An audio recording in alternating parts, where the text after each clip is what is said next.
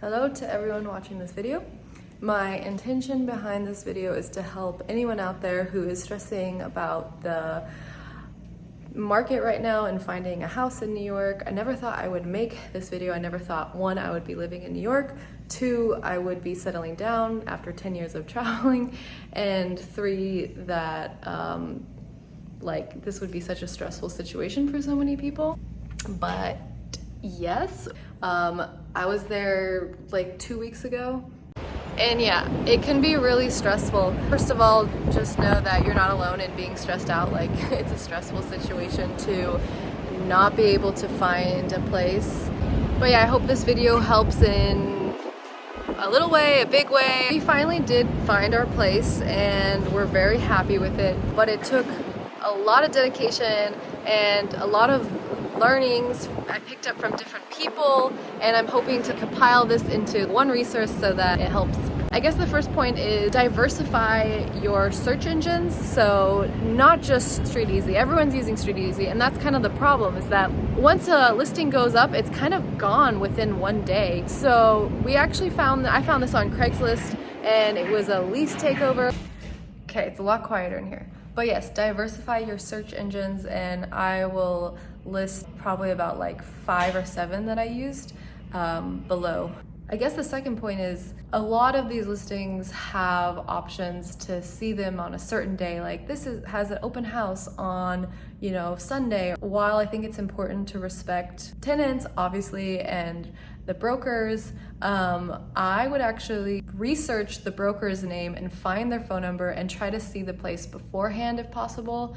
So that happened to the place that we almost got, and I saw it a couple days before the house showing and we liked it, and so we put in a application. So we were first to put in the application that way. To be ahead of the race, ahead of the game, is to call brokers directly and see if you can see the place before the open house. Of course, sometimes they understandably won't let you do that, but sometimes it works. Probably about 25% or so will say yes, maybe even less, but we actually got in that way by asking the broker. I went through Google, found his number, and said, hey, is there any way we can come the day before? Application was first because we saw the place, we liked it, we put in application. Step number 3 is to save your search on all your search engines.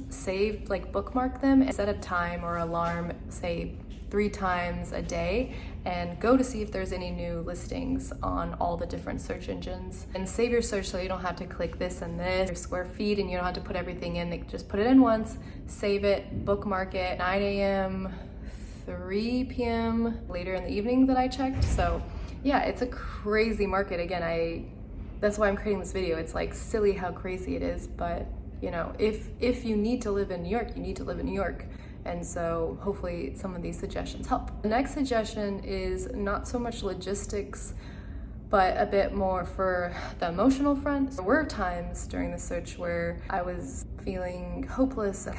Why is it so hard to find a place? It's a little bit psychological, because your place, your home, that's where you feel safe. That's, where you return to. That's where you ground. So to not be able to find that place, it really it can get to your mind, it can get to your heart. So take time off from the search, remind yourself that you're gonna eventually find a place. I think basically what I'm trying to say, don't make it a 24/7 search, because that starts to get super psychological in a bad way. Make it yeah, I'm searching every day, but I'm searching at these 3 times, so it doesn't start to leak into all of your activities and you're thinking about it all the time, and you're at the gym and you're thinking about it. These are the 3 times, and just know in your mind and your heart, I am searching for a place, I am doing the best that I can, and the best that you can is really the best that you can do, and that's all you can really ask for yourself.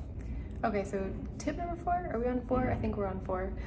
This was one from a friend of mine who was looking for a place just right before me, and also from some other brokers, and it's basically to have your application all ready to go, because you want to be the first application. They usually review housing applications in order, so you just want to make sure if you view the place, you like it, you can submit your application right away. Every rental management has different application process, but it's pretty generic. Usually they're gonna want a certain amount of things. To be honest, I actually forgot it.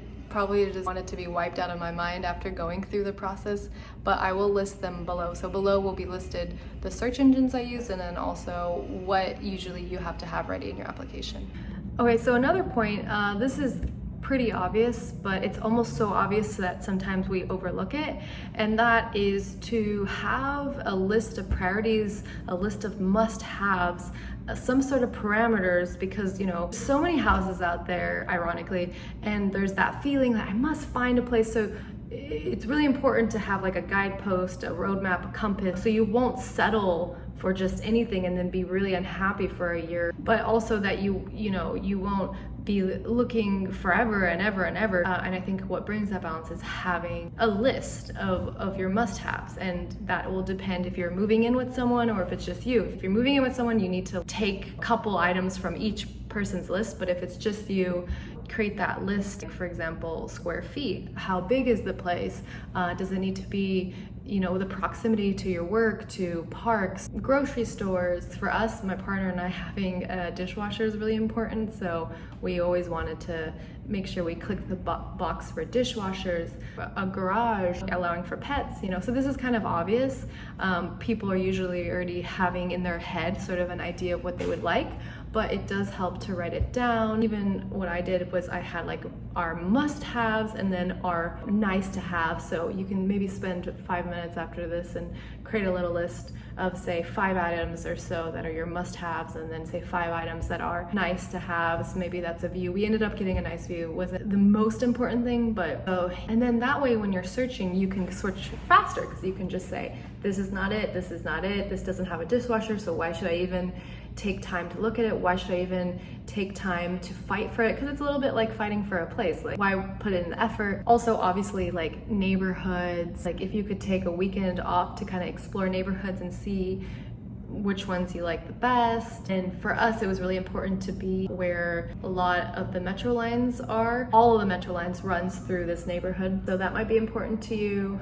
When you're actually viewing the place, 2 things you can do. If you're in the elevator and you see someone that lives there in the hallway, you can ask, how is it to actually live there? A few places we went to, we asked, and there were a lot of complaints about management, or there'll be a lot of great things to be said about management. Also, you can read reviews online. One place we looked at, thought it was pretty nice, but it had like, I don't know, like 20 or 40 reviews complaining about things. The place that we ended up in had like amazing reviews, and turns out like, yeah, it's true, actually the management is really awesome here.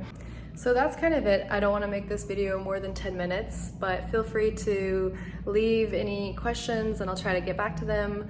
And I hope that your search ends well and it ends soon, and just hang in there and know that it will finally happen.